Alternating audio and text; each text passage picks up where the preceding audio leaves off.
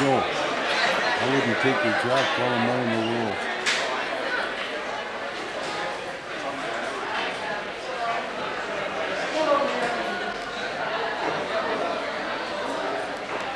Look at this chihuahua here.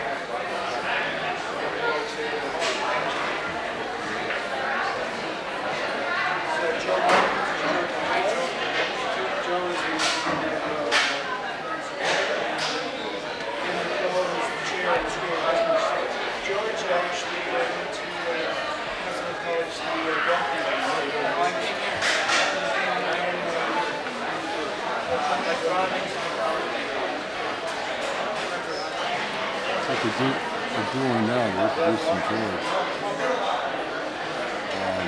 To I guess some people from the college. Let's see what it is.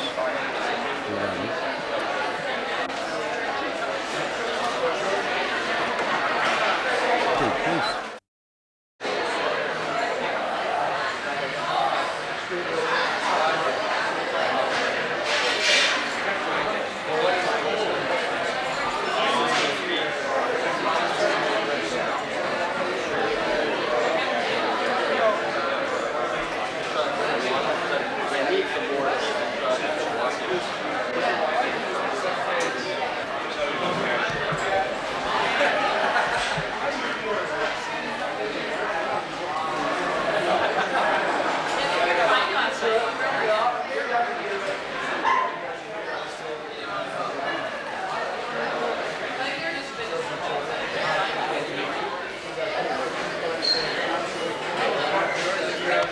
George is being introduced to all the houses at this college.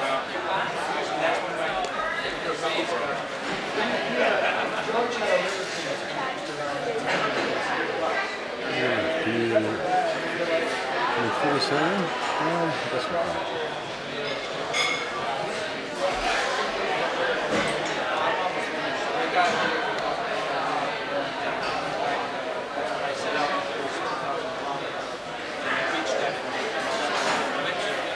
Like anything else,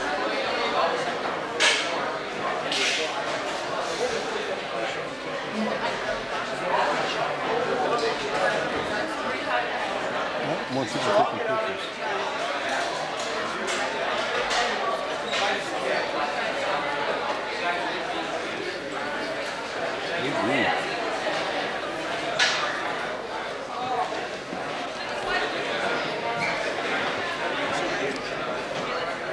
So the importance of organ donations.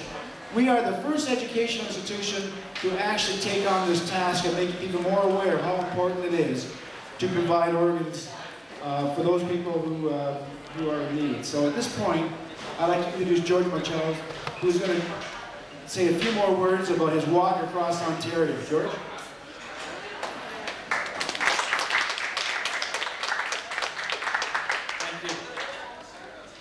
First of all, I was a student here, so I know you guys must have had a pretty big drag being here in school again, settling in and having going through all the lineups and all that kind of stuff.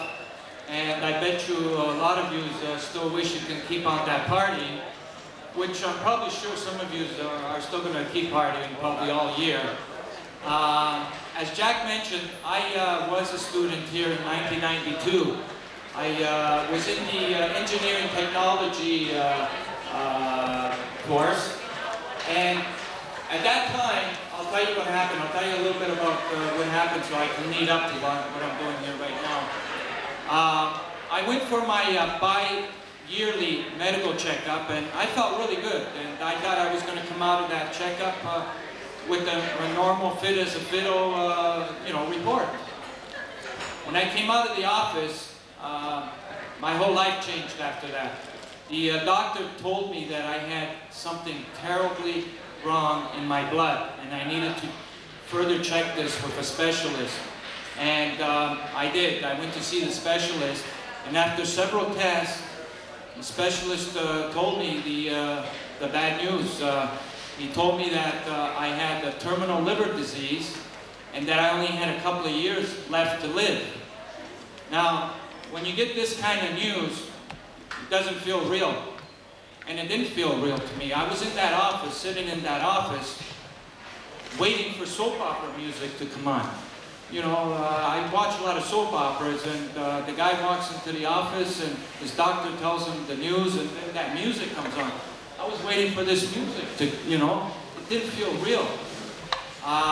It took me a while to kind of, well, it's really hard to accept the news that you're going to pass away, you know, but it took a while. And I also found out all the grim realities of my disease at that time. There's actually no cures for liver diseases, for almost all of them. And my only outside chance was to have a transplant done, an organ transplant. And what I found out at that time was that Canada was the lowest organ donating country in the whole world. And I couldn't believe this because we live in Canada where we have the highest standards in all kinds of livings. So how were we the lowest? I couldn't understand that. So I pretty well counted all my blessings at that time and quietly proceeded to make my will. And I didn't tell my family because I didn't want to put them through the toll of having to live with this at that time. In 1995, I was in my Guelph residence, and at 2 a.m. I got a call from the hospital saying that there was an organ available for me to come down to Toronto General Hospital. And you know what? I couldn't believe it. I got on that 401, and it was really strange because I was listening to the radio, and I didn't know whether this was going to be my last day on earth or, you know, and this song from Styx came on, Sail Away. I don't know if you guys are familiar with Styx, maybe you're a little bit younger, but it was the appropriate song for me to hear at that time, believe me. And I got to the hospital, and I was making sure with all the nurses and everybody that they had the right person, because I kind of felt like I was on the Titanic.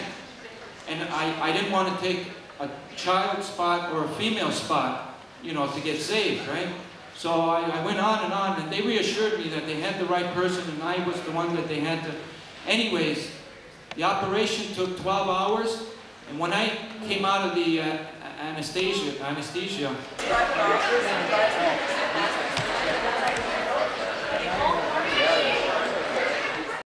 I have a real busy day in Toronto.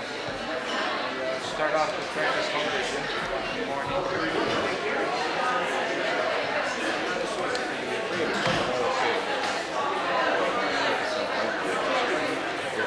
Also, Queen's Park is arranging to acknowledge me and me to give my report on the trip. So we're really making some changes. Okay, on that point, obviously no one is prepared for what you went through, and you stated that during the report from the podium when this was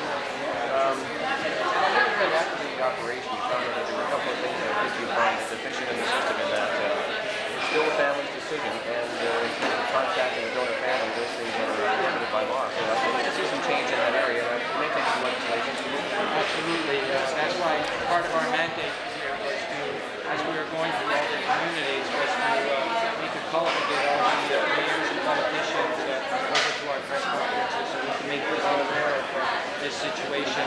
And you know, I did get a chance to talk to about 500,000 people on this trip. And their response to this was that all of them were in favor of having that option available.